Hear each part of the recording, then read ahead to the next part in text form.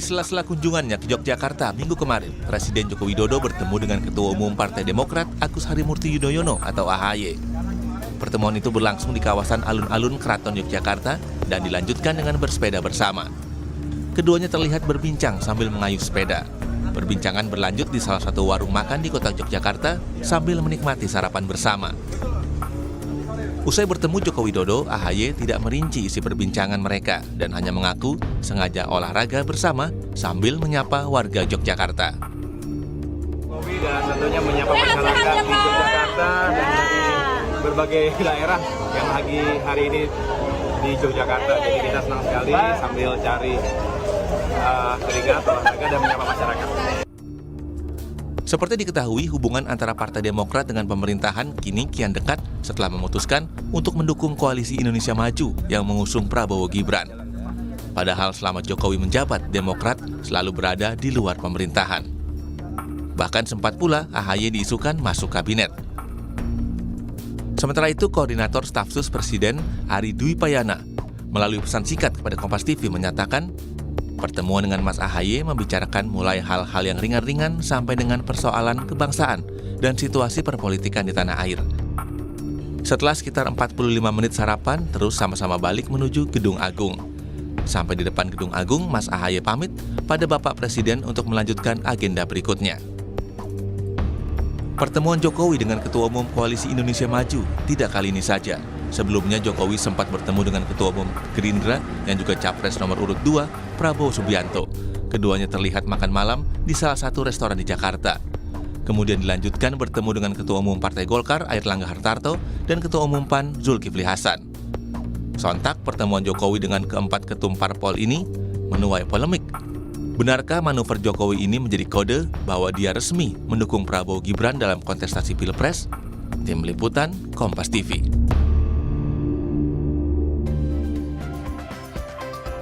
Saudara, dengan adanya pertemuan Presiden Joko Widodo bersama Ketua Umum Partai Demokrat Agus Harimurti Yudhoyono ini menjadi pertemuan yang keempat kalinya. Setelah sebelumnya Jokowi juga sempat bertemu dengan Ketua Umum partai politik lainnya yang juga partai pengusung koalisi Indonesia Maju dengan capres-cawapresnya Prabowo Subianto dan Gibran Rakabuming Raka. Nah, pertemuan Joko Widodo ini menjadi tanda tanya besar.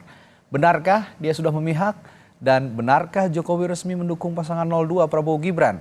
Kita akan bahas soal ini pagi hari ini dengan sejumlah narasumber. Di antaranya adalah Maman Imanul Haq, juru bicara Timnas Amin, Anies Muhaimin. Lalu juga nanti akan bergabung melalui sambungan virtual ada Herzaki Mahendra Putra, jubir TKN Prabowo Gibran. Dan yang sudah bergabung juga di virtual ada Ahmad Baidowi, Direktur Eksekutif Komunikasi Politik TPN Ganjar Mahfud. Nanti juga akan bergabung bersama kita pengamat politik UGM Nyarwi Ahmad. Selamat pagi, Bapak-bapak. Pagi. Ya, saya sebenarnya yang punya hajat nih, Bang Zaki nih belum gabung nih. Saya tanya dulu ke Kang Maman.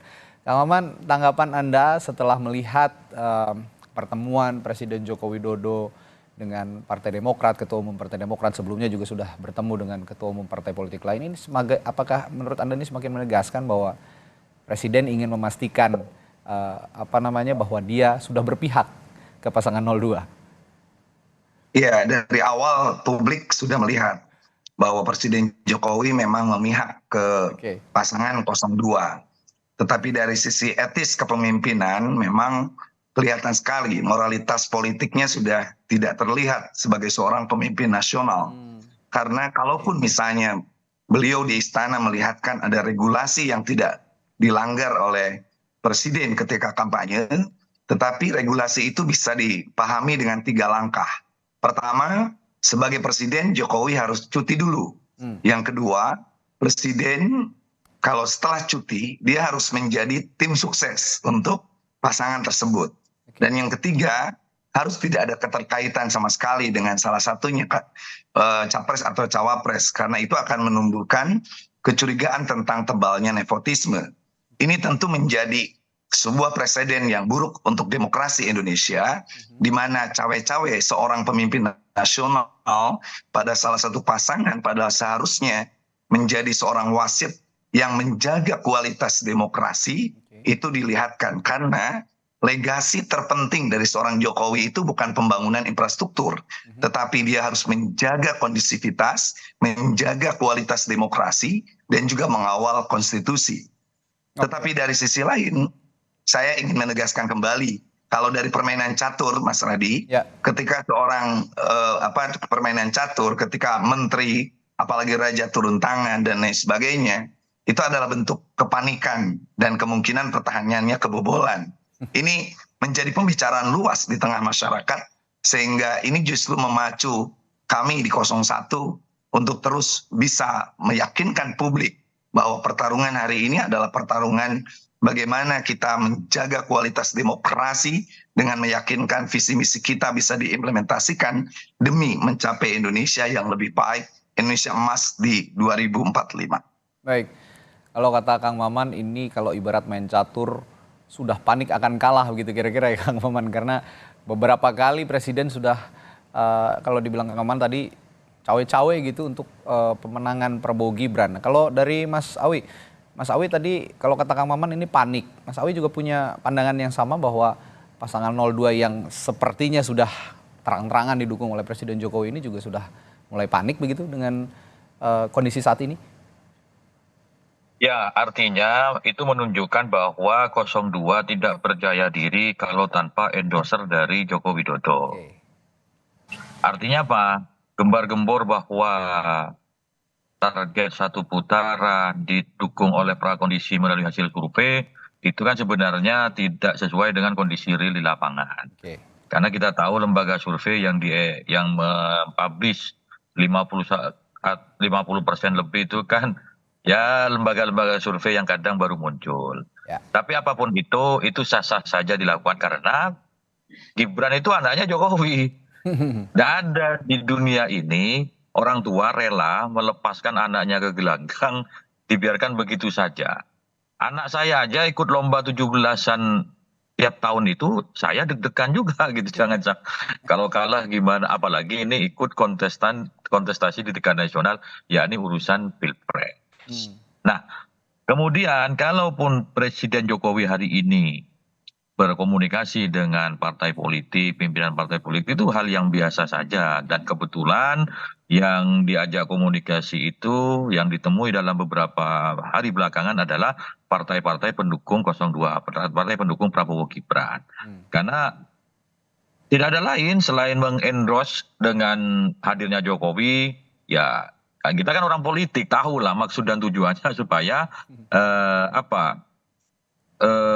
bisa terkena dampak dari popularitas Jokowi. Tetapi rakyat kan hari ini sudah pandai gitu.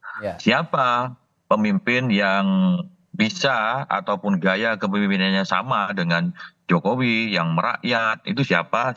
Dan siapa yang dibuat-buat, itu kan tahu semua masyarakat hari ini. Jadi kalau kami ya biasa saja menanggapi hal yang seperti itu bagian dari trik politik yang dilakukan oleh pihak sebelah dan juga bagian dari langkah politik yang dilakukan oleh Presiden Joko Widodo. Cuman sayangnya sampai hari ini belum ada deklarasi dari beliau. Kita lihat aja nanti dalam kampanye apakah beliau hadir di tengah-tengah kampanye 02 ya menunjukkan keberpihakannya secara terang benderang gitu. Yang ada kan baru sinyal-sinyal, ya meskipun dia tidak terang benderang kan publik sudah membaca gitu. Yang kita antisipasi jangan sampai institusi kepresidenan digunakan sebagai alat politik untuk kepentingan pihak-pihak tertentu. Kalau sebagai pribadi, ya Pak Jokowi punya hak untuk berpolitik. Gitu. Ini kalau saya lihat pernyataannya Mas Awi, Kang Maman, kayaknya gerakan salam 4 jari akan terwujud kalau memang ada dua putaran nih kayaknya nih. Udah siap bergabung sepertinya. Tapi begini, kalau kita mau bicara fair begitu ya, mau bicara jujur begitu, mau bicara fakta yang terjadi realitas di lapangan. Nah, kira-kira saya ke Kang Maman dulu. Sepakat nggak kalau misalnya memang pengaruh seorang Presiden Joko Widodo saat ini masih sangat tinggi kepada masing-masing kontestan, terutama ya memang kalau kita lihat sepertinya dikait-kaitkannya dengan pasangan 02 begitu. Masih sangat tinggikah pengaruh Presiden Jokowi, Mas Kang Maman? Iya, saya kebetulan terus berputar ya, terutama di wilayah Jawa Barat. kami adalah pendukung 2 periode Presiden Jokowi dan tentu kami bangga karena Jokowi membangun infrastruktur yang baik untuk Indonesia. Tetapi hari ini kami menyayangkan ketika pembangunan infrastruktur itu ternodai oleh langkah-langkah seorang Jokowi yang menunjukkan dukungan terhadap bagaimana pelanggaran konstitusi soal keputusan MK, bagaimana demokrasi tiba-tiba dicederai dengan cara pemihakan secara sepihak, walaupun beliau berargumen bahwa itu sesuai dengan aturan. Di balik semua aturan harus ada etika kenegaraan, harus ada moralitas kebangsaan yang harus dijunjung. Itulah yang sebenarnya kami sangat sayangkan. Sehingga hari ini para pendukung Jokowi tentu merasa kecewa dengan apa yang dilakukan oleh seorang pemimpin yang kita dambakan ketika awal kemunculan dan kita dukung 2 periode. Masyarakat melihat ada perubahan signifikan yang dilakukan oleh seorang Presiden Jokowi dan ini menyisakan sebuah kegamangan, menyisakan sebuah kekhawatiran dan tentu juga mengurangi atau menggerus dukungan. Jadi kalau hari ini Jokowi masih menganggap bahwa dukungan masyarakat itu besar seperti dukungan di periode pertama dan kedua kemarin, itu sangat salah. Masyarakat hari ini justru teredukasi baik oleh kampanye atau debat masing-masing capres. Lalu ketika ketiganya sudah memperlihatkan perdebatan-perdebatan yang lumayan panas, edukatif, membuat masyarakat tercerahkan, kenapa harus ada yang cawe-cawe pemimpin nasional? Tidak perlu dilakukan sebenarnya. Sekali lagi saya ingin katakan, legasi terbaik yang kita nanti dari seorang Presiden Jokowi adalah mengawal kualitas demokrasi. Legasi terbaik dari seorang Jokowi pasca dia akan mengakhiri jabatannya di bulan September yang akan datang itu adalah bagaimana rakyat merasa sangat gembira dengan pesta demokrasi tanpa ada cawe-cawe kekuasaan, tanpa ada sistem yang diarahkan, tanpa ada intimidasi yang ditiupkan, dan masyarakat akan senang mengenang Jokowi sebagai bapak infrastruktur Indonesia yang terbaik tanpa merusak demokrasi. Ya, sebelum saya ke Kang Awi, di studio sudah hadir analis politik dari Universitas Gadjah Mada, Mas Nyarwi Ahmad. Pagi, Mas Nyarwi. Pagi, Radhi. Ini udah kehujanan ya, pagi-pagi macet nih kayaknya. Ya, di belakang tadi itu. Oke, saya akan minta analisisnya dulu nih dari Mas Nyarwi. Pertemuan Presiden Jokowi kemarin dengan Ketua Umum Partai Demokrat Agus Harimurti Yudhoyono. Apa yang Anda maknai dari pertemuan ini? Ya, yang pertama jelas pertemuan itu pengen memperkuat ya dugaan saya dukungan dari partai-partai ya pendukung 02. Kita tahu Demokrat menjadi bagian dari pengusung Prabowo Gibran ya. Dan saya kira ini rangkaian juga dari pertemuan-pertemuan dengan ketua-ketua umum partai yang lain ya. Sebelumnya juga ada Pak Airlangga gitu ya, dan saya kira juga beberapa ketua umum partai yang lain yang mungkin tidak terpublikasikan ya oleh media. Tetapi kenapa yang menarik adalah dilakukan pertemuan itu, dugaan saya ini kan menjelang detik-detik pemilu 14 Februari nanti ya. Dan kita tahu ya Bung Radi ya, ada misalnya dalam studi perilaku pemilih itu ada namanya split ticket voting ya. Jadi biasa itu pemilih memilih partai tapi tidak sepenuhnya gitu ya akan memilih pasangan capres cawapres 100%. Jarang yang sampai 100%. Ya, ada yang mungkin sampai 80 untuk partai-partai yang partai ID-nya bagus gitu, tapi ada juga yang rata-rata 60 65 bahkan 50 ya. Di beberapa data survei itu terpotret saya lihat. Nah, saya kira dengan beberapa tadi misalnya Mas Dowi ya yang menyampaikan meragukan ya, misalnya bahwa data-data survei mengatakan ada berapa di antaranya 50% ke atas gitu ya. Nah, ini kan mengindikasikan kalau kita lihat dukungan dari partai-partai pendukung Pak Jokowi itu kan besar sekali. Tetapi kan tidak sampai untuk konteks data survei yang mungkin dari lembaga-lembaga kredibel itu lebih dari 50% ya. Paling ya ada misalnya 46, 48 seperti itulah kira-kira. Bahkan ada yang bilang di bawahnya misalnya begitu. Nah, ini yang mengindikasikan saya kira dukungan pada partai-partai itu nggak linier ya dengan dukungan pada pasangan capres-cawapres. Dan sekali lagi kita juga ditunjukkan di beberapa data misalnya untuk swing voter ya, misalnya untuk konteks pilpres itu masih mungkin sekitar 15-an%. Ya, untuk undecided voter pun juga bisa sekitar mungkin 6-8%. Artinya apa? Kinerja partai ini yang saya kira Pak Jokowi itu berusaha untuk mengepus. Walaupun kemudian orang bertanya, ini sebenarnya yang nyapres siapa gitu ya. Tetapi apapun itu tadi misalnya Kiai Maman juga menjelaskan bahwa berharap bahwa legasi Pak Jokowi itu ya demokrasi itu yang bagus seperti itu gitu ya. Tetapi tadi itu ya ini kan saya kira juga bagian dari upaya mungkin ya ada argumen-argumen lah ya dari pihak istana yang mungkin mempertimbangkan bahwa ada semacam ya pertimbangan-pertimbangan untuk konsolidasi ketemu tokoh-tokoh partai untuk memastikan pemilu berjalan lancar. Tapi kan dugaan-dugaan kritis dari termasuk para tim 01 maupun tim 02 kemudian kan bisa aja berpikir masa sih hanya ngobrolin soal itu kan gitu.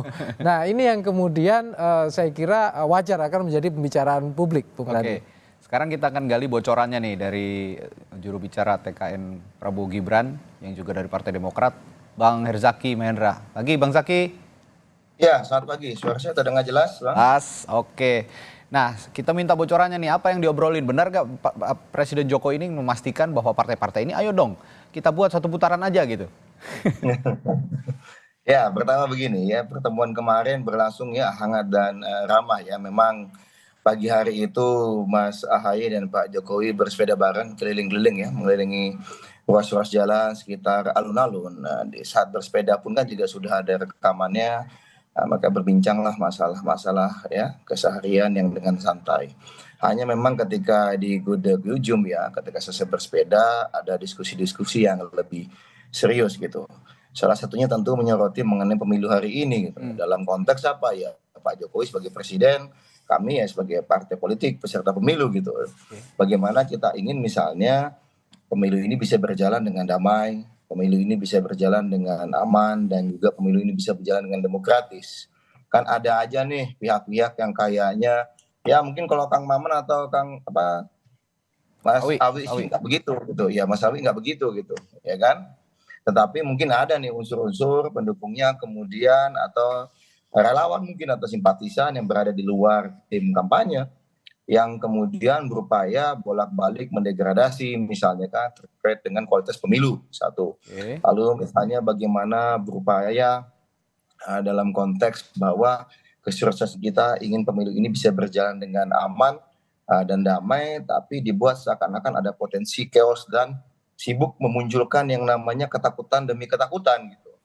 Ya pada saat perbincangan kemarin ya Mas Ahaye juga menyampaikan kalau Demokrat kita dengan seluruh elemennya melihat bahwa kerja keras yang dilakukan oleh teman-teman KPU, Bawaslu ya kan setahu kami distribusi surat-suara saja udah hampir final ya, udah hampir tuntas bahkan sudah dilipat katanya apa yang kami dengar gitu ya, kerja-kerja KPU dan Bawaslu menuju hari H ini juga sudah optimal sebenarnya kami lihat, dan kita semua elemen inginnya bagaimana pemilu ini bisa sukses. Ini kan wajah Indonesia, kan begitu. Ini kan wajah kedaulatan rakyat ini.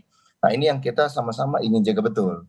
Nah dalam perbincangan itu ya kalau misalnya bicara mengenai posisi kami sebagai KIM atau Koalisi Indonesia Maju, itu kan bisa saja gitu, bisa saja publik mengartikan itu. Tetapi beliau lebih banyak kapasitasnya sebagai presiden, lalu kami dalam kapasitasnya sebagai partai politik peserta pemilu gitu.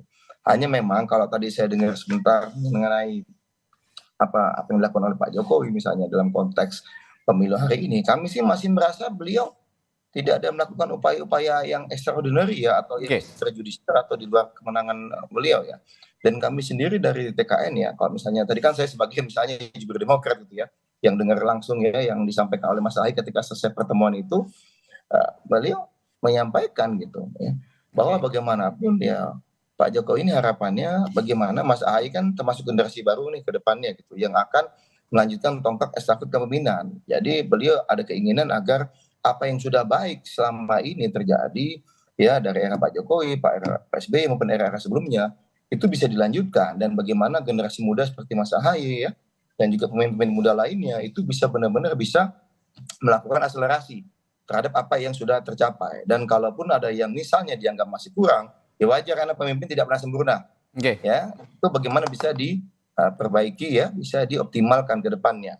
Nah, kalau kita bicara tadi saya dengar 1 putaran, 2 putaran ya, kan begini nih, kalau kita bicara mengenai soliditas partai juga nih kan, sebenarnya kalau kami lihat soliditas partai di KIM itu angkanya kan hampir kira-kira kan 44% ya, setahu kami kalau digabungkan semua partai pendukung yang di parlemen, dan hari ini dukungan kepada Pak Prabowo itu mencapai ya seputar antara 44 sampai 48% yang kami tahu gitu.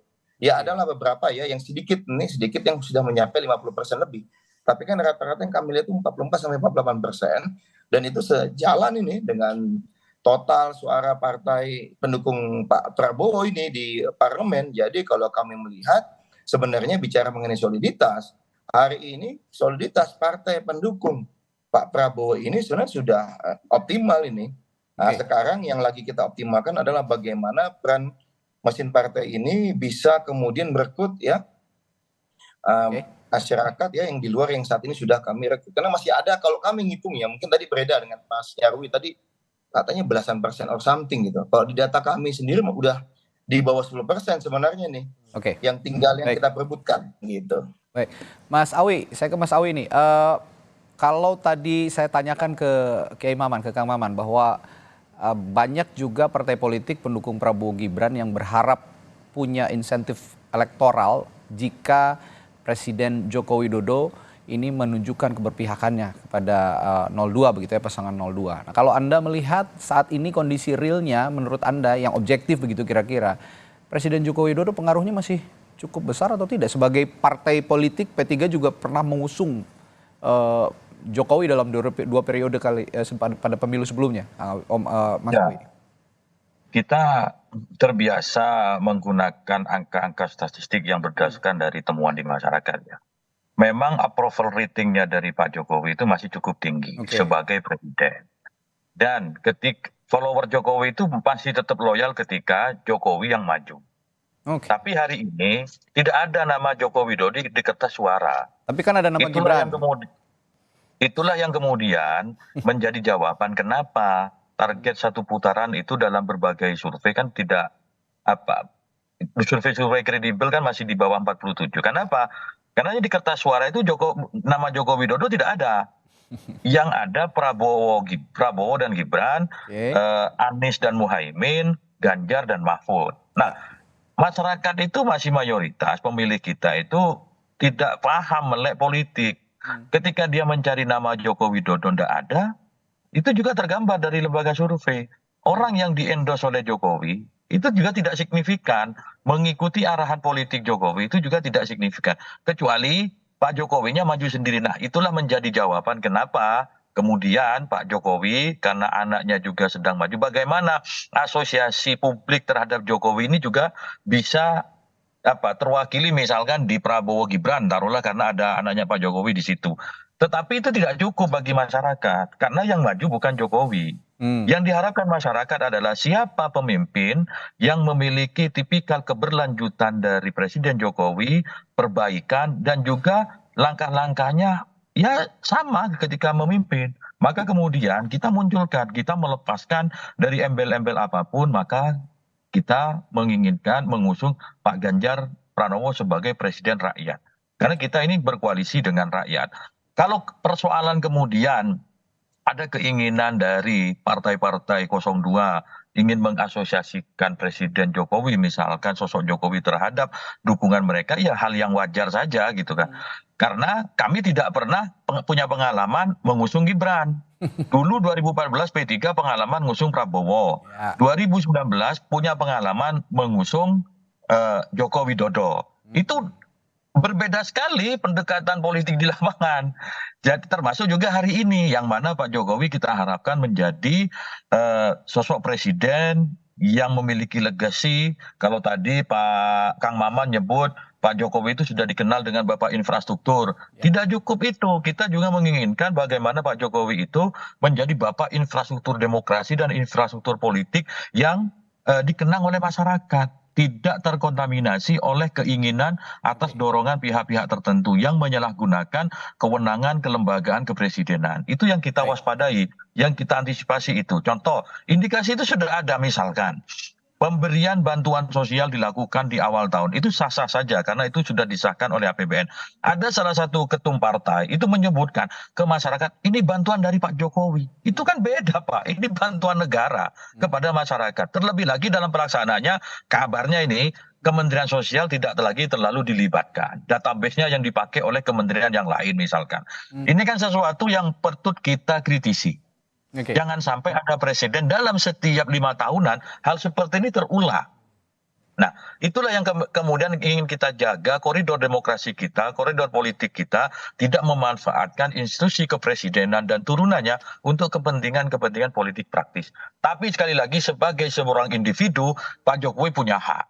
Tapi kemudian masyarakat juga akan menilai sekali lagi yang dilihat hari ini adalah siapa yang menjadi replika yang mirip dengan kepemimpinan Pak Jokowi. Oke, nanti setelah jeda saya akan bertanya dulu ke Mas Nyarwi ini soal dari pembicaraan yang analisis yang Anda utarakan tadi, apakah benar bahwa Presiden Jokowi ini bertemu dengan partai-partai politik mengusung Prabowo Gibran ini memastikan bahwa Pilpres berjalan satu putaran, dan kenapa sepanik itu jika memang dikatakan panik, kenapa sepanik itu untuk melakukan Pilpres dalam satu putaran? Apakah nanti di putaran kedua dikhawatirkan ada salam 4 jari gitu kira-kira? Saya akan bertanya ke Mas Nyarwi dan juga narasumber-narasumber lainnya setelah jeda. Tetaplah bersama kami di Sapa Indonesia Pagi.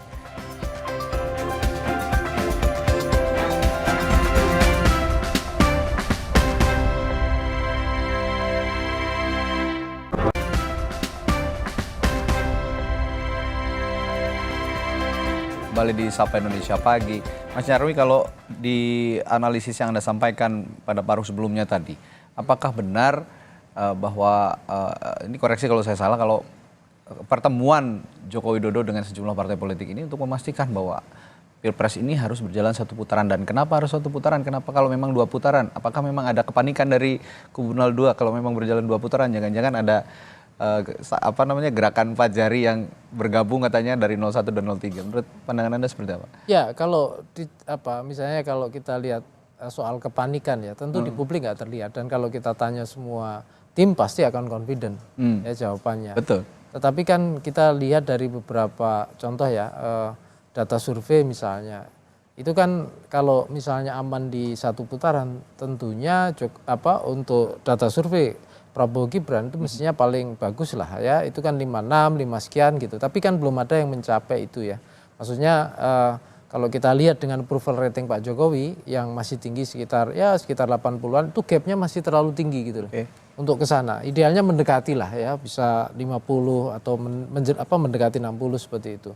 Nah, yang kedua juga saya kira juga ada banyak juga yang mengatakan bahwa resources Pak Jokowi ini besar, tapi dukungan dari suara yang ada itu sepertinya seperti mentok gitu, ada yang mengatakan begitu. Itu perlu dicek data surveinya dari sumber-sumber juga ya. Nah, terlepas dari itu saya lihat juga Bung Randi ya, ini kan juga muncul ya tadi yang Anda sebutkan itu soal suara-suara kritis yang salah satunya beberapa hari yang kemarin itu kan muncul salam 4 jari. Kalau kita ingat salam 4 jari gitu, sebenarnya ini kan untuk 02 salam 2 jari yang mengingatkan juga ketika Pak Jokowi dulu 2014 dan 2011 khususnya 2000 itu ya era pertama itu kan salam 2 jari ya, slang itu yang cukup terkenal ya. Nah, yang saya lihat gitu ini kan seperti salam 2 jari versus 4 jari, dan sebelumnya juga kita lihat kan ada di berita juga bisa kita simak di mana dari mobil kepresidenan keluar juga itu salam 2 jari kan gitu. Betul. Nah, ini yang kemudian saya kira ada suara-suara kritis yang di level pemilih itu saya kira potensial kalaulah tidak merontokkan tapi paling enggak ikut memperlambat ya usaha-usaha dari kubu 02 untuk meningkatkan tingkat dukungan dari pemilih. Nah, ini yang saya lihat kenapa misalnya pilar dalam kampanye itu kan banyak ya Bung Randi ya. Bisa partai politik, bisa tim relawan, dan juga bisa masyarakat di luar itu gitu ya. Belum lagi netizen dan seterusnya ya. Nah, ini yang saya kira bisa jadi kubu 02 itu resource-nya besar, tetapi memang boleh dibilang ketemu dengan medan yang terjal. ya sehingga tidak semulus gitu ya yang mungkin dibayangkan oleh ya orang-orang punya harapan lebih tinggi. Nah kondisi-kondisi ini yang saya lihat gitu ya ya Pak Jokowi ini kan influencer yang sangat berpengaruh. Tadi Mas Baidowi menyebutkan ya kalau dibilang daya pengaruh masih sangat tinggi gitu loh. Cuma kemudian kan pertanyaannya seberapa misalnya daya pengaruh, daya magnetik lah ya, kalau dalam bahasa saya ya dari Pak Prabowo maupun Pak Gibran ini untuk menarik ya daya dukung pemilih. Apakah bisa mendekati Pak Jokowi apa enggak? Ataukah misalnya kehadiran Pak Jokowi itu bisa kemudian walaupun tidak secara simbolik atau secara eksplisit menyatakan saya sedang bekerja untuk Anda loh, tidak misalnya, atau saya mendukung, tidak juga misalnya. Cukup kemarin dikatakan boleh berkampanye kira-kira gitu, tapi bukan berpihak kira-kira gitu. Tapi kan keberadaannya itu kan publik juga membaca bahwa secara simbolik kehadiran Pak Jokowi di sana itu juga dalam banyak hal dianggap banyak menguntungkan 02 kira-kira gitu. Apalagi dilihat di sana ada namanya Pak Gibran yang merupakan anak Pak Jokowi atau Pak Presiden Jokowi di sana. Nah ini yang saya kira upaya-upaya ya keberadaan Pak Jokowi dalam berbagai hal itu akan menjadi sorotan dan kemudian dianggap bahwa ini sebagai upaya untuk katakanlah memberikan semangat moral juga ini kepada tim 02 untuk yang sering katakanlah punya semangat luar biasa untuk satu putaran. Tapi balik lagi memang medannya juga tidak mulus-mulus amat kira-kira gitu. Ya, medan terjal ini yang dihadapi oleh pasangan 02 untuk mencapai misi satu putaran dalam Pilpres. Nah, saya kan ke Kang Maman. Kang Maman bicara Pilpres satu putaran, dua putaran begitu. Sepertinya kalau bicara logikanya, bicara logisnya dan realitasnya saat ini masih yang seperti dikatakan Mas Nyarwi tadi, masih banyak medan yang terjal untuk menuju satu putaran. Sepertinya ya memang kita akan menghadapi Pilpres dalam dua putaran begitu. Nah, jika memang nanti dalam kedepannya Pilpres ini berlangsung dua putaran, skema yang dirancang oleh Timnas Amin, terutama menghadapi kekuatan elektoral yang punya pengaruh besar terhadap pasangan 02 melalui Presiden Joko Widodo, kira-kira apa strateginya? Iya, yang pertama tentu kami 01 harus bersyukur karena survei-survei terus menunjukkan bahwa pasangan Anies Mohaimin ini terus merangkak naik gitu. Nah yang kedua, hari ini Timnas itu bergerak. Misalnya ketika capres kami melakukan kampanye kemarin di Bandung, maka hampir seluruh titik yang Timnas itu datang, misalnya saya kemarin pegang di daerah Sumedang, lalu saya ada di Solo, lalu beberapa teman lagi di beberapa daerah, itu melakukan pertemuan yang begitu masif. Pertama, kami ingin meyakinkan bahwa seluruh pendukung 01 harus datang di TPS. Yang kedua, harus mengawal suara jangan sampai ada kecurangan. Dan yang ketiga, kami terus melakukan konsolidasi di seluruh lini kami, termasuk kelompok milenial dan lain sebagainya. Dan kami tentu sudah mulai menghitung bahwa kalau nanti masuk di putaran kedua, maka strategi apa yang kami lakukan termasuk komunikasi dengan pihak-pihak, karena orang yang mendukung 02 hari ini pun itu di putaran kedua mungkin juga berubah pilihan. Karena kita lihat sekarang bagaimana kampanye-kampanye Anies, kampanye-kampanye Gus Mohaimin, dan juga seluruh tim nasional, tim daerah, mesin-mesin partai, relawan dan lain sebagainya, kita melihat bahwa ada antusiasme masyarakat untuk mengawal demokrasi ini. Inilah pasangan yang menjadi kekuatan karena kita didukung sama rakyat. Oleh sebab itu, satu hal lagi yang selalu kita tekankan bahwa tidak boleh ada ujaran kebencian. Tidak boleh kita melakukan kampanye-kampanye tanpa data, tanpa fakta dan lain sebagainya. Sehingga kami meyakini bahwa bila nanti masuk di putaran kedua itu, maka salah satu yang akan kami lakukan adalah mengajak seluruh anak bangsa untuk memenangkan perubahan ini, karena bagaimanapun ini demi Indonesia yang lebih baik. Kita sudah punya track record seorang Presiden Jokowi dalam infrastruktur, tapi saya setuju Mas Awi tadi, infrastruktur demokrasi, infrastruktur hukum, infrastruktur pemerintah, tata kelola pemerintahan yang baik itu menjadi penting. Saya ingin terakhir Mas Randy mengutip kata-kata Socrates dengan redaksi yang saya ubah sedikit, bahwa jika seseorang bangga dengan kekuasaan seseorang, bila kita bangga dengan kekuasaan seseorang, sekali lagi kita bangga mengusung Jokowi 2 periode, jangan dulu dipuji, orang itu sebelum kita tahu bagaimana akhir kekuasaannya dipergunakan. Itu yang menjadi catatan dari masyarakat, sehingga masyarakat hari ini terutama partai konsentrasi di partainya masing-masing, lalu Pilpres itu betul-betul saya setuju Mas Nyarwi tadi bahwa berbeda. Ketika Pilpres kemungkinan ada partai yang mengusung capresnya A, ada seorang kader partai yang dia partai tertentu tapi dukungan capresnya berbeda dengan dukungan partainya. Itu aja Mas Randi. Baik, ya kalau ke Bung Zaki saya akan tanyakan simbiosis mutualisme sepertinya antara Partai Demokrat dan juga Pak Jokowi setelah 2 tahun berada di luar 2 periode maksud saya ya 10 tahun 2 periode 10 tahun ini berada di luar pemerintahan. Nah, saat ini sepertinya Demokrat mencari momentum yang tepat untuk berada dalam pemerintahan dan berada dalam epicentrum kekuasaan. Nah, jika memang itu yang diharapkan, apakah kira-kira harapan ini bisa tercapai ke depan untuk Partai Demokrat bisa punya lagi elektoral yang lebih baik dibandingkan pemilu-pemilu sebelumnya, 2 pemilu sebelumnya, Bung Zaki? Ya, terima kasih. Kalau bicara mengenai elektoral ya, kami punya magnet sendiri. Namanya Pak SBY ya, sudah terbukti 10 tahun memimpin Indonesia ya, dan alhamdulillah kita bicara mengenai APBN meningkat 4 kali lipat, pendapatan per kapita meningkat 3 kali lipat, penurunan orang miskin itu sampai dari 16% menjadi 10%, dengan prestasi yang luar biasa dicapai oleh kepemimpinan Pak SBY dan Demokrat sebagai motor utamanya gitu. Nah, sehingga bagi kami ya, yang kedua kami juga punya caleg-caleg yang turun terus ke lapangan bekerja menemui masyarakat ya selama bertahun-tahun terakhir, bukan hanya menjelang pemilu saja. Inilah yang kami andalkan sebagai magnet elektoral. Sedangkan dengan Pak Jokowi tentu kami sebagai partai politik harus menghormati bagaimana beliau ini presiden. Kami saat ini tetap di luar pemerintahan dan kami akan masuk di pemerintahan itu ketika insya Allah Pak Prabowo Mas Gibran ini dipilih oleh rakyat Indonesia di 2024. Nah, itulah saat kami nanti akan masuk ke pemerintahan.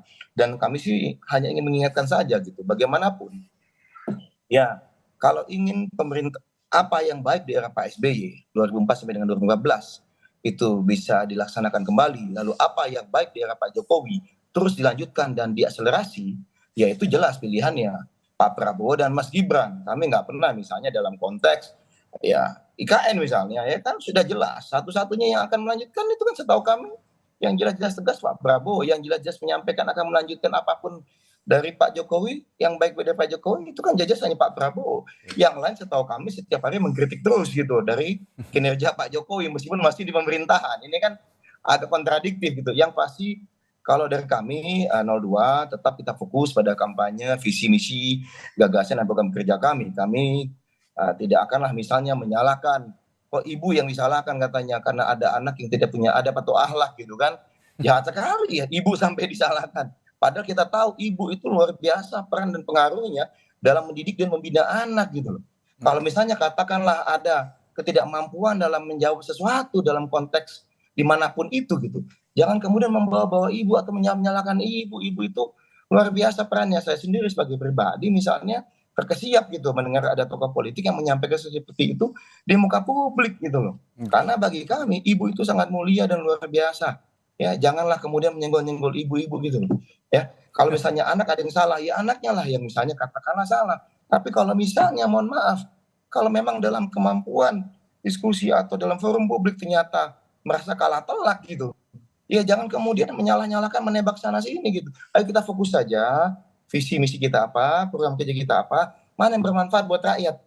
Itulah yang kemudian menjadi saat ini ya, yang kami lakukan terus, Pak. Alhamdulillah nih, ada yang bilang kami stagnan, bagi kami nggak stagnan, karena sebenarnya trend line dari berbagai survei yang kami itu terus meningkat, misalnya dari 30-an something terus naik, dan hari ini sudah di atas 40-an gitu. Ya namanya variasi, beda seminggu ada yang 42, 44, 47, 48, bagi kami itu hal yang wajar, tapi kami menghormati bukan survei yang ini segini, survei ini segini, tapi kita lihat tren masing-masing survei itu yang kita lihat, dan yang paling penting adalah bagaimana suara rakyat di lapangan yang kami temui.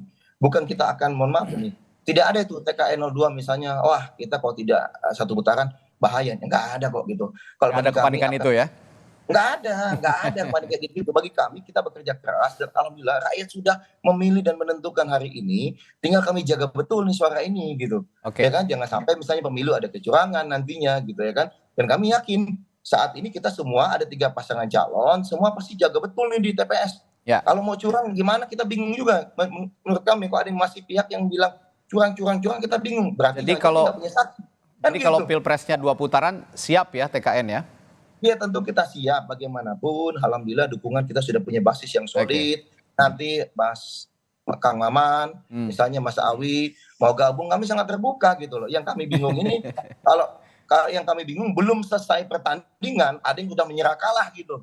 Ya kan? Lalu siap-siap koalisi. Nah, ini kami nggak mengerti ini pola pikirnya. Mungkin rakyat melihat pola pikir ini, wah ini nggak bakal menang. Ngapain kami memilih? Malah kami melihatnya seperti itu nih, ada arus di lapangan yang melihat bang kok sebelah merasa udah nyerah kalah ya.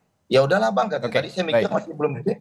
Tapi akhirnya geser ke kami ya. Kalau kami alhamdulillah ya, apapun itu kita berjuang, kita dengarkan suara rakyat, kita jaga betul demokrasi kita. Makasih, ayo Kang Maman, Mas Awi, selama ini pertarungan berjalan dengan baik. Ayo kita optimalkan. Mari kita biarkan rakyat memilih hati nurani dan aspirasi. Ini sepertinya juga Mas Zaky juga bersiap-siap untuk 2 putaran dengan merayu Kang Maman sama Mas Awi ini. Gitu kira-kira. Tapi sepertinya komunikasi yang intensif sejauh ini yang intensif terlihat di publik itu dari 01 dan 03. Nah, saya ke Mas Awi. Mas Awi, jika memang nanti 2 putaran skema yang akan dipertimbangkan oleh Ganjar Mahfud begitu kira-kira akan memang meminta semua dukungan yang tersisa dari pasangan 01 atau 02 atau justru memang ke 01 nih sepertinya tujuannya untuk bisa mengarungi putaran kedua nanti? Komunikasi politik dilakukan oleh dengan siapapun, termasuk juga dengan partai-partai politik yang di 02 dan juga 01. Namanya komunikasi politik kan tidak dibatasi oleh ruang dan waktu. Ya. Nah, soal komunikasi politik itu jangan langsung dimaknai menyerah kalah. Justru teman-teman yang menjajaki komunikasi itu kan bicara ke depan. Ya memang berbeda ketika melihat Mas Zaky setahun yang lalu dengan hari ini memang berbeda gaya bicaranya, tapi itu hak gitu kan. Itu hak politik gitu kan. Contoh tadi nyinggung IKN gitu kan. Sepertinya kayaknya ada fraksi Demokrat itu di DPR yang kencang-kencang tentang IKN baru 2-3 bulan terakhir berbeda ya. Kita hormati saja lah, itu hal yang lumrah gitu kan. Namanya aja posisinya sudah beda gitu kan. Tapi begini, terkait dengan hal yang akan dilakukan oleh Ganjar Mahfud, jelas dari awal bahwa kita ini merupakan keberlanjutan, perbaikan, dan percepatan dari yang dilakukan oleh Presiden Joko Widodo. Yang dilakukan Joko Widodo ini bagus, kita sudah 2 periode bergabung dengan Presiden Joko Widodo, itu sudah bagus. Maka kita akan tingkatkan, kita percepat apa yang selama ini melambat-lambat, kita percepat. Maka yang menghambat proses pembangunan, yang menghambat terkait dengan kesejahteraan rakyat, yang menghambat hal-hal yang untuk menuju Indonesia lompatan yang lebih besar, kita sikat. Kita tidak pernah yang namanya bilang Pak Jokowi begini. Kita selalu konsisten dari 2015 sampai sekarang. Beda dengan Mas Zaky mungkin ya tidak nyampe setahun terakhir ya muji-puji Jokowi, sebelumnya kan berbeda. Tetapi sekali lagi itu hal yang wajar, sikap politik belum pernah muji sesuai posisi. Dan selanjutnya ingin kami katakan bahwa 1 putaran atau 2 putaran itu semuanya dimungkinkan oleh undang-undang. Kalau ada yang mengatakan ke salah satu ketua umum atau 2 ketua umum partai politik dari 02, kita harus 2 putaran untuk menghemat anggaran. Itu kan bagian dari upaya. Ya boleh-boleh saja, tetapi kami mengingatkan 2 putaran itu juga sah. Karena apa? Konstitusi kita itu mensyaratkan bahwa pemenang Pilpres adalah mengantongi suara 50% plus 1 dan menang 20%, mengantongi 20% di 50% provinsi. Nah, hal inilah yang kemudian kami prediksi akan sulit 2 putaran. Itu konstitusi yang memberikan jalan, undang-undang pemilu memberikan jalan. Konsekuensinya apa? Semua anggaran terkait dengan kebutuhan demokrasi itu memang sudah tersedia dan harus disiapkan oleh APBN. Kalau kemudian ada 2 putaran, jangan dikatakan pemborosan. Karena apa? Penggiringan. Ya. Kenapa mau 1 putaran, 2 putaran itu konsekuensi demokrasi yang harus ditanggung oleh Pak APBN. Karena pilihan yang kita buat ketika menyusun, mengubah konstitusi, menjadi presiden pilihan langsung, ya kalau mau hemat kembalikan lagi ke sistem MPR. Tapi kan nggak mungkin. Baik.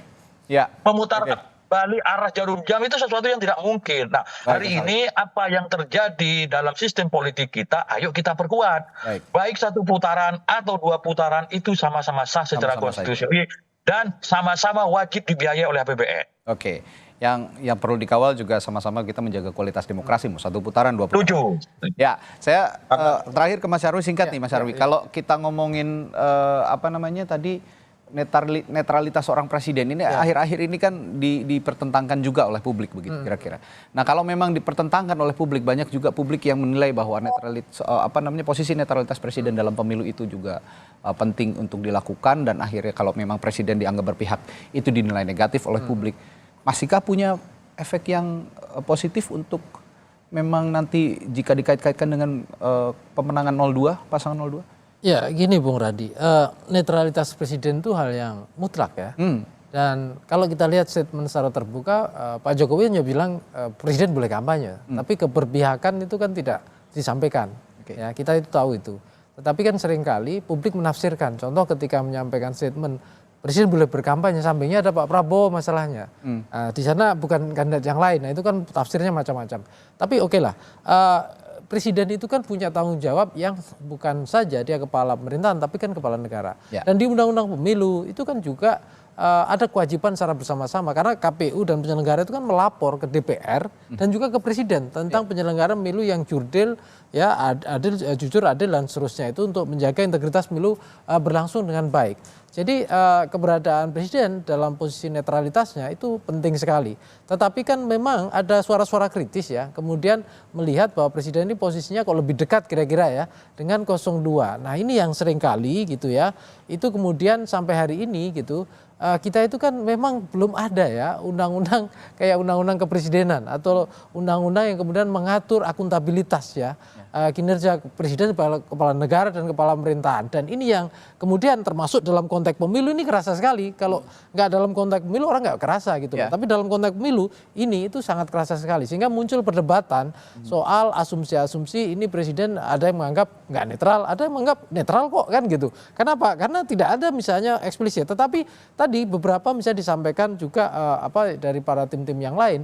Itu kan misalnya ada personalisasi politik ya. Jadi bansos yang itu bantuan negara gitu menjadi menjadi narasinya bantuan, itu contoh lah ya. Jadi implikasinya panjang. Itu kalau kita urai ke sana tentu saya kira diskusinya kemana-mana Bung Radi ya. Tapi intinya bahwa kita berharap ya pemilu itu berintegritas, pemilu berlangsung baik, dan keberadaan presiden itu menjadi pengayom ya, menjadi sosok yang netral, menjadi sosok yang bisa memberikan kenyamanan ya bagi semuanya. Kita kira-kira itu. Ya, mau 1 putaran, mau 2 putaran seperti yang saya katakan tadi, kualitas demokrasinya yang harus dijaga. Pun ada keberpihakan dari seorang presiden, diharapkan juga ya bolehlah berpihak, bolehlah berkampanye begitu, tapi tidak lantas juga menggunakan perangkat negara untuk memenangkan pasangan tertentu, dan cukup di dalam hati saja kalau pemimpin yang berwibawa sepertinya begitu ya kira-kira. Baik. Terima kasih untuk masing-masing narasumber saya pagi hari ini. Ada Kang Maman Imanul Haq, juru bicara Timnas Amin, Herzaki Mahendra Putra, juru bicara TKN Prabowo Gibran, Ahmad Baidowi, Direktur Eksekutif Komunikasi Politik TPN Ganjar Mahfud, dan juga pengamat politik Universitas Gadjah Mada, Pak Nyarwi Ahmad, telah berbagi perspektifnya pagi hari ini. Selamat pagi Bapak-Bapak, sehat selalu, sampai jumpa lagi. Ya, pagi.